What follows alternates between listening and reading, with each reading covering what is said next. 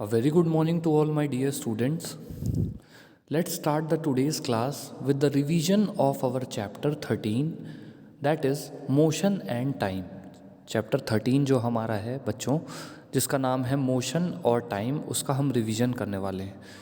तो जिन भी बच्चों का ये चैप्टर छूट गया है या जिन्होंने पढ़ा नहीं है अच्छे से, वो वापस से इस चैप्टर को पढ़ सकते हैं इस रिवीजन लेक्चर में। ओके, तो बच्चों इस रिवीजन लेक्चर में मैं वो सारी चीज़ें बताऊंगा जो इम्पॉर्टेंट है आपके लिए। ओके, तो सबसे पहले इस चैप्टर का नाम है मोशन एंड टाइम। तो मोशन का नाम होता है बच्चों गति। ओके, जैसे आप अपने घर पे बैठे हुए हैं चेयर पे, आप उठ के चलने लग गए, तो पहले जब आप चेयर पे बैठे हुए थे तो आप थे रेस्ट पे। कहाँ थे? रेस्ट पे। जैसे ही आप उठकर चलने लग गए तो आप आ गए मोशन में। तो मोशन का मतलब होता है मूवमेंट। मोशन का मतलब क्या होता है? मूवमेंट। ओके, तो कोई भी चीज़ अपनी जगह से हिलेगी डुलेगी तो मतलब वो मोशन कर रही होगी। ओके, और टाइम का मतलब होता है समय। तो समय के साथ मोशन मतलब स्पीड कहला जाती है, वो हम आगे पढ़ेंगे। ओके, तो बच्चों चलिए अब हम ये जानने की कोशिश करते हैं कि स्लो या फास्ट का मतलब क्या होता है। स्लो मतलब होता है धीरे, फास्ट मतलब होता है तेज़। तो बच्चों स्लो का मतलब होता है धीरे और फास्ट का मतलब होता है तेज़। लेकिन ये धीरे या तेज़ हम कैसे बता सकते हैं? हमको कोई ना कोई ऐसी चीज़ पकड़नी पड़ेगी जो रुकी हुई हो, उसके आस्पेक्ट में या उसके हिसाब से हम बता सकते हैं कि सामने वाली चीज़ धीरे है या तेज़ है। जैसे फॉर एग्ज़ाम्पल आपका घर है, वो एक ही जगह पर है, वो मूव नहीं कर रहा है। आप अपने घर से निकले और आपके घर के पास कोई किराने की शॉप है, वहाँ तक आपको जाना है। ओके, आप अपने घर से निकले और आपको किराने की शॉप तक जाना है। ठीक है, आप घर से निकल गए और आपको उस किराने की शॉप तक जाने में लगा 5 मिनट। आपको उस किराने की शॉप तक जाने में कितना टाइम लगा? 5 मिनट। ओके, आपका फ्रेंड भी आपके साथ में ही निकला, लेकिन उसको लग गए 10 मिनट। तो कौन ज़्यादा तेज़ी से चल रहा था? आपकी स्पीड ज़्यादा थी। इसका मतलब फास्ट कौन हुआ? आप। स्लो कौन हुआ? आपका फ्रेंड। ओके, तो स्लो या फास्ट का मतलब आई होप बच्चों आप समझ गए होंगे। फिर हम बात करते हैं स्पीड की। स्पीड क्या होता है? स्पीड होती है बच्चों, जैसे मैंने अभी एग्जांपल दिया था जो आपको, जिसमें आप अपने घर से निकले थे और घर से निकलकर आप किराने की शॉप तक गए थे। अब सपोज़ करिए वो किराने की शॉप आपके घर से 200 मीटर दूर है। कितनी दूर है? 200 मीटर दूर है। ओके, आपके घर से वो किराने की शॉप 200 मीटर दूर है। ठीक है, टाइम कितना लगता है उस शॉप तक पहुंचने में? उस शॉप तक पहुंचने में आपको लगता है बच्चों 5 मिनट। आपको कितना टाइम लगता है? 5 मिनट। ओके, शॉप कितनी दूर है? 200 मीटर। टाइम कितना लगता है? 5 मिनट। तो आपकी स्पीड हो गई 5 मिनट में 200 मीटर। क्या हो गई? 5 मिनट में 200 मीटर। इसका मतलब होता है जब आप 200 को 5 से डिवाइड करोगे तो वो आपकी स्पीड कहला जाएगी। 200 मीटर को जब आप 5 मिनट से डिवाइड करोगे तो वो आपकी स्पीड आ जाएगी। ओके, तो लगभग ये आ जाएगी 40 मीटर पर मिनट। तो आप 1 मिनट में कितना चलते हो बच्चों? 40 मीटर। यही आपकी स्पीड है। तो अगर आप 1 मिनट में 40 मीटर चल रहे हो तो 2 मिनट में कितना चलोगे? 80 मीटर। 3 मिनट में कितना चलो? 3 मिनट में आप 120 मीटर। 4 मिनट में कितना चलोगे? 160 मीटर। 5 मिनट में 200 मीटर। ओके, तो ये आपकी स्पीड हो गई बच्चों। ठीक है, 1 मिनट में 40 मीटर। ओके, तो 40 मीटर पर मिनट हो गई आपकी स्पीड। एक दूसरे एग्जाम्पल से मैं आपको स्पीड अगर समझाना चाहूँ बच्चों, तो आप इमेजिन करिएगा, आप ये अपने दिमाग में एक इमेज बनाइएगा कि आप कार में बैठे हुए हैं, कार खड़ी हुई है। ठीक है, कार को जाना है आपके स्कूल। आपको कार पे बैठ के कहाँ जाना है? आपके स्कूल। आपका स्कूल आपके घर से 10 किलोमीटर दूर है। कितना दूर है? 10 किलोमीटर। ओके, अभी कार रुकी हुई है। रुकी हुई कार को हम बोलेंगे वो रेस्ट पोजीशन में है। कौन सी पोजीशन में? रेस्ट में। ओके, जैसे ही कार चलने लग गई तो वो आ गई मोशन में। वो आ गई मोशन में, कार आ गई मोशन में। ओके, तो सपोज़ करिए आप जिस कार पे बैठे हुए हैं आपको वो स्कूल छोड़ देगी। ओके, आपको कहाँ ले जाएगी? वो स्कूल ले जाएगी। और आपका स्कूल कितना दूर है? आपके घर से 10 किलोमीटर दूर है। आप कार पे बैठे हुए हैं, आपको कितनी दूरी जाना है? 10 किलोमीटर दूर जाना है। अब सपोज़ उस कार को 10 किलोमीटर जाने में 1 घंटा लगा, बहुत भीड़ थी, बहुत ट्रैफिक था, 10 किलोमीटर जाने में कितना टाइम लगा? 1 घंटे लग गए उसको। ठीक है, तो आपके कार की स्पीड क्या हो जाएगी बच्चों? 1 घंटे में 10 किलोमीटर, यानी 10 किलोमीटर पर आवर। पर का मतलब होता है डिवाइड। ओके, तो 10 किलोमीटर डिवाइड बाई 1 आवर, तो आपकी स्पीड हो गई 10 किलोमीटर डिवाइड बाई 1 आवर, या 1 आवर में 10 किलोमीटर आपकी कार चली। 1 घंटे में कितना चली बच्चों? 10 किलोमीटर। ओके, तो आई होप आप लोगों को स्पीड पता चल गई होगी कि स्पीड क्या होती है। ओके, फिर बच्चों हम ये इम्पॉर्टेंट चीज़ें यहाँ पर पढ़ लेते हैं। The speed calculated here is actually the average speed. Average speed क्या होती है बच्चों? जितनी डिस्टेंस आपने चली है। डिस्टेंस क्या होती है? सबसे पहले आपको डिस्टेंस समझनी पड़ेगी। डिस्टेंस होती है बच्चों वो रास्ता जो आप तय करते हो चलते टाइम, चाहे आप गाड़ी से चल रहे हो, चाहे आप एरोप्लेन से चल रहे हो, चाहे आप पैदल चल रहे हो, या आप साइकिल से चल रहे हो। तो जो रास्ता आप तय करते हो उस रास्ते की टोटल दूरी, दैट मीन्स उस रास्ते की total length. Okay, the length covered by a path is called distance. एक रास्ते की जो लंबाई होती है जो आप चले हैं, ओके, जिस रास्ते पर आप चले हैं, चाहे वो आपके घर से कितना भी दूर हो, उसकी लंबाई, अगर वो 10 किलोमीटर दूर है तो डिस्टेंस हो जाएगी 10 किलोमीटर। अगर वो बगल में ही है 5 मीटर तो डिस्टेंस हो जाएगी 5 मीटर। अगर वो 100 किलोमीटर दूर है तो डिस्टेंस हो जाएगी 100 किलोमीटर। तो जितना पाथ आपने कवर किया है, जितना पाथ आपने ट्रेवल किया है, उसकी लेंथ कहलाएगी डिस्टेंस। ठीक है, तो डिस्टेंस ये होती है बच्चों दूरी जिसको बोलते हैं।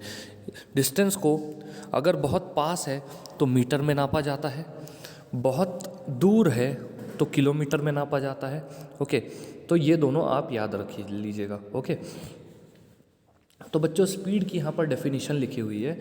Speed is the total distance covered divide by total time taken. Speed क्या है? Total distance covered divide by total time taken. कितनी दूरी तय की गई कितने समय में, वही कहलाती है क्या? स्पीड। ओके, तो total distance upon total time. ठीक है, अब यूनिफॉर्म स्पीड क्या होती है या यूनिफॉर्म मोशन क्या होता है? मोशन मतलब होता है गति, स्पीड मतलब भी गति होता है, लेकिन मोशन मतलब होता है क्या? मोशन मतलब होता है बच्चों, जैसे आप अभी बैठे हो कहीं पर तो आप रेस्ट पर हो। कहाँ पर हो? रेस्ट पर। जैसे ही आप चलने लग गए तो उसको बोलते हैं मोशन, मतलब चेंज इन स्टेट को बोलते हैं मोशन।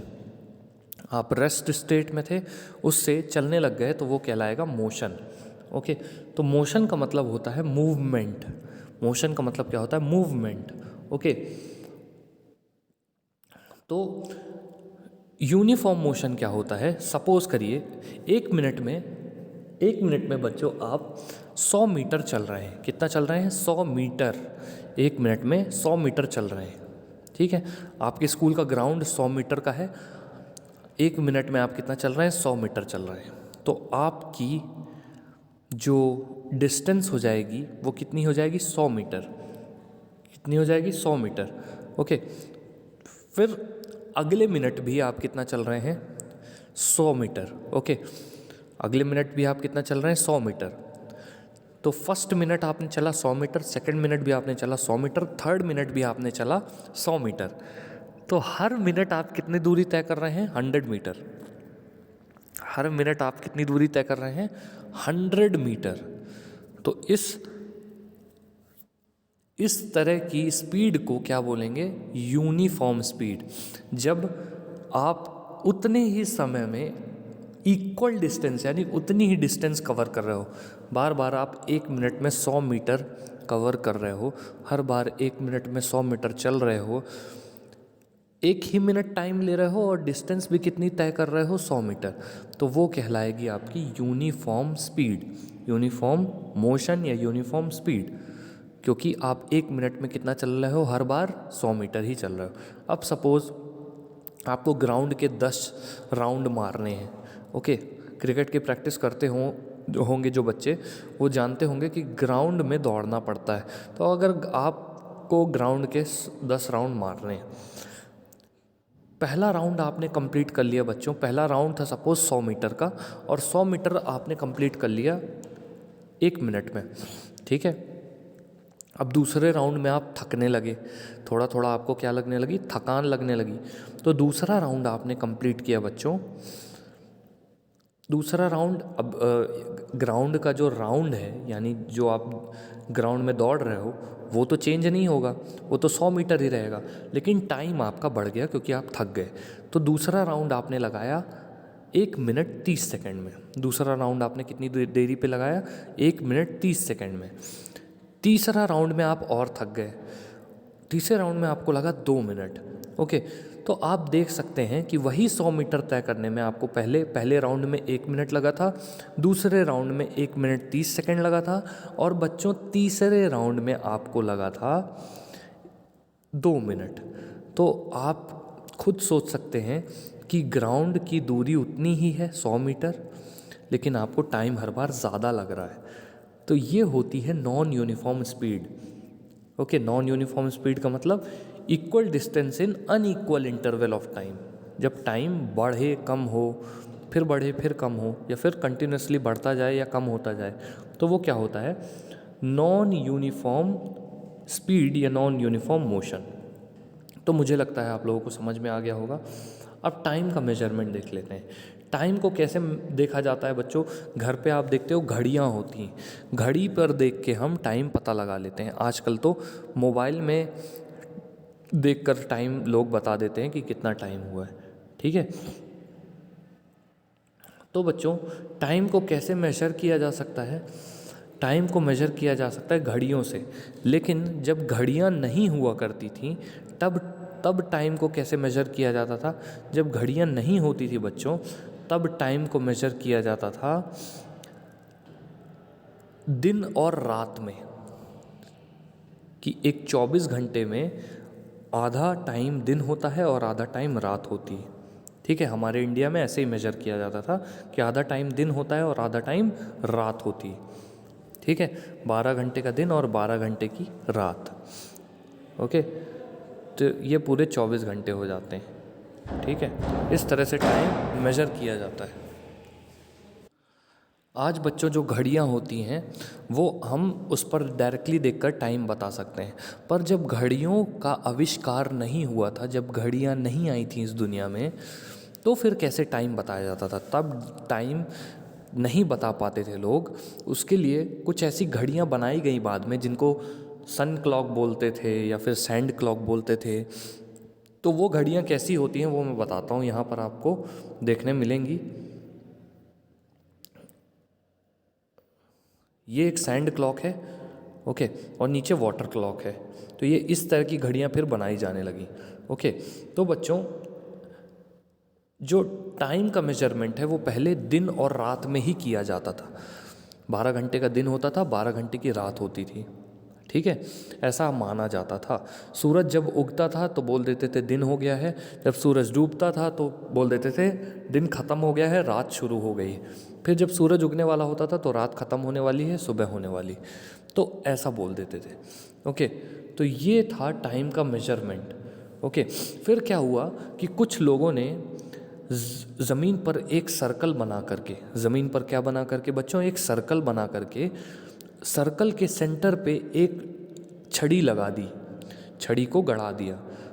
तो सुबह जब सूरज की रोशनी उस सर्कल पर पड़ती थी तो वो टाइम बताता था, ओके। वो सर्कल क्या करता था, उसकी जो छड़ी की परछाई है उसके थ्रू टाइम मालूम किया जाता था, ठीक है।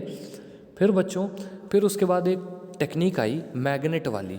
मैग्नेट में आप किसी भी सुई को रब कर दो, किसी भी नीडल को अगर आप मैग्नेट में रब करते हो, किसी भी नीडल को आप मैग्नेट में रब करते हो तो वो नीडल मैग्नेटिक नीडल बन जाती है। क्या बन जाती है?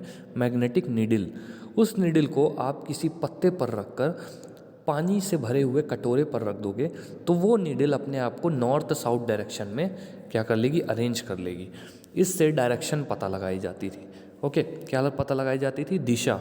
ओके, तो इसी तरह के कुछ तरीक़ों से सैंड क्लॉक बनाई गई, फिर वाटर क्लॉक बनाई गई।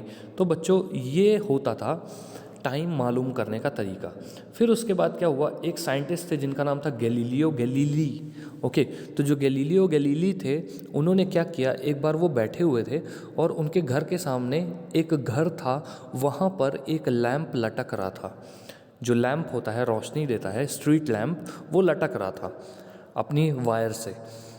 उन्होंने एक चीज़ गौर किया कि ये जो लैंप लेफ़्ट राइट लटक रहा है, ओके, लेफ़्ट राइट जो लैंप लटक रहा है, उस लैंप से जैसे आप झूला झूलते हो तो झूला आगे पीछे जाता है, वैसे ही वो लैंप भी लटक रहा था।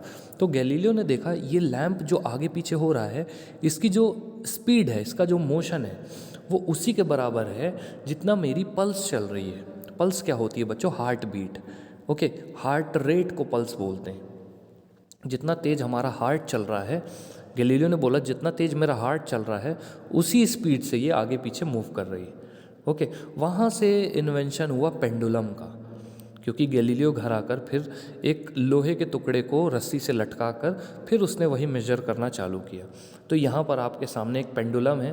पेंडुलम मतलब क्या होता है, एक लोहे की बॉल या लोहे के टुकड़े को आप रस्सी से लटका दो और उसको आगे पीछे मूव करो, हाथ से हिला दो, वो आगे पीछे अपने आप मूव होने लगेगा। जब वो ओ पोजीशन पर होगा, यानी रेस्ट पोजीशन पर होगा, यहाँ पर आपको दिख रही है ओ पोजीशन पर जब वो पेंडुलम होगा और जब आप उसको धक्का दोगे तो वो जाएगा बी पोजीशन तक। कहाँ जाएगा? बी पोजीशन तक। बी से वापस आएगा, वो ओ पर आएगा, फिर ओ से कहाँ जाएगा? ए तक। तो कुल मिलाकर एक बार जब आपने उसको धक्का दे दिया तो बी से ए से बी, बी से ए से बी, वो मूव करता रहेगा। ठीक है, वो पेंडुलम क्या करता रहेगा? मूव करता रहेगा।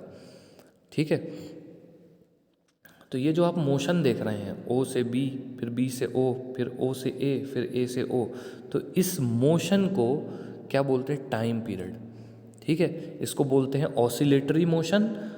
और टाइम पीरियड क्या होता है, जब ए से बी तक जाए ये पेंडुलम, फिर बी से वापस ए तक आए, इसको बोलते हैं टाइम पीरियड। क्या बोलते हैं? टाइम पीरियड बोलते हैं बच्चों। ठीक है, और ये जो गोला है लोहे का, इसको बॉब बोलते हैं। इस पूरे सेटअप को पेंडुलम बोलते हैं। ठीक है, तो ये होता है बच्चों पेंडुलम। ठीक है, the metallic ball is called Bob of the pendulum.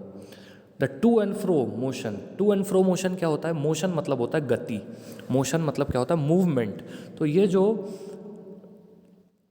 Pendulum है, इसका टू एंड फ्रो मतलब आगे पीछे का जो मूवमेंट है, जब ये पेंडुलम आगे जा रहा है, फिर पीछे जा रहा है, फिर आगे जा रहा है, फिर पीछे जा रहा है, तो ये जो मूवमेंट है, इस मूवमेंट को बोलते हैं ऑसिलेशन या ऑसिलेटरी मोशन। ये टू एंड फ्रो मोशन को क्या बोलते हैं? ऑसिलेटरी मोशन या मूवमेंट। ठीक है, एक ऑसिलेशन को क्या बोलते हैं? एक ऑसिलेशन होता है ए से बी और बी से ए, मतलब ए से बी तक जाकर वापस ए तक आ जाना, एक क्या कहलाता है? एक ऑसिलेशन कहलाता है।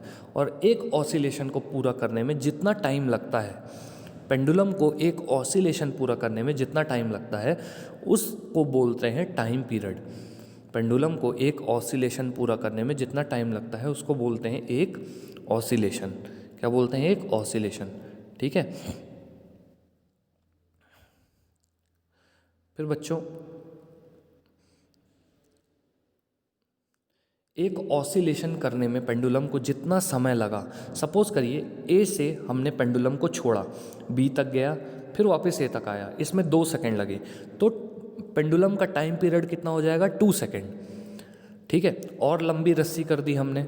अब पेंडुलम को ए से हमने छोड़ा, फिर वापस बी तक गया, फिर वापस ए तक आया, इस बार लगे 4 सेकंड, तो टाइम पीरियड क्या हो जाएगा पेंडुलम का 4 सेकंड। ओके, तो टाइम पीरियड क्या होता है बच्चों, एक ऑसिलेशन करने में यानी ए से बी तक जाने में फिर वापस ए तक आने में जितना टाइम लगता है पेंडुलम को वो कहलाता है टाइम पीरियड। ओके, तो टाइम पीरियड क्या होता है बच्चों, एक ऑसिलेशन पूरा करने में पेंडुलम को जितना टाइम लगता है वो होता है उसका टाइम पीरियड। ओके, अब टाइम होता क्या है, टाइम होता है समय। ठीक है, और टाइम को किस में मेजर किया जाता है, सबसे पहले दिन में। ठीक है, हम तो अपनी उम्र अगर बताते हैं तो उम्र बताते हैं साल में, हम इतने साल के हो गए। जैसा मैं अपनी एज बताऊंगा तो मैं बोलूँगा मैं 27 ईयर्स का हूँ। ओके, आप अपनी एज बताओगे तो आप बोलोगे हम 12 या 13 या 14 ईयर्स के हैं। ठीक है, 12 ईयर्स के हैं, आप ऐसे अपनी एज बताओगे। ठीक है, तो एज बताई जाती है सालों में। अगर कोई पूछे कि आपने ये मोबाइल ख़रीदा ये कितना पुराना है, तो आप उसको महीने बताओगे कि इतने महीने पुराना है। ठीक है, या आप ये पूछे कि ये क्लास आपकी ऑनलाइन क्लास कब चालू हुई, तो आप बोलोगे कि 5 महीने पहले चालू हुई। ठीक है, तो आप वहाँ पर महीने बताओगे।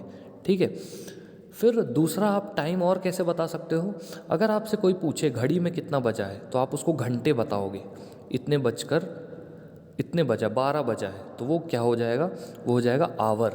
ओके, या घंटा। ठीक है, फिर अगर आपसे कोई पूछे कि एग्जैक्ट टाइम बताओ, सही समय क्या हुआ है, तो आप घड़ी में या मोबाइल में देखकर बताओगे 12:02, तो आपने मिनट भी बताया। फिर अगर कोई पूछे मैं रनिंग कर रहा हूँ, बताना मैं कितनी देर तक दौड़ा, तो आप स्टॉप वॉच ले लोगे और तब बताओगे उसको कि आप 10 मिनट और 25 सेकंड दौड़े, तो फिर आप सेकंड भी बताओगे।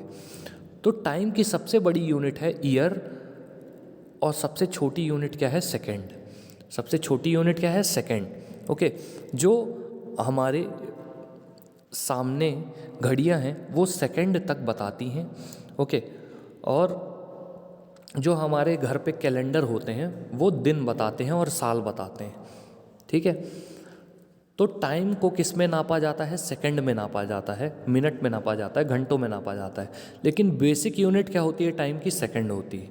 क्या होती है बच्चों, सेकंड होती है। ठीक है, अब हम अगर स्पीड की बात करते हैं तो स्पीड क्या होती है, स्पीड होती है बच्चों गति। ठीक है,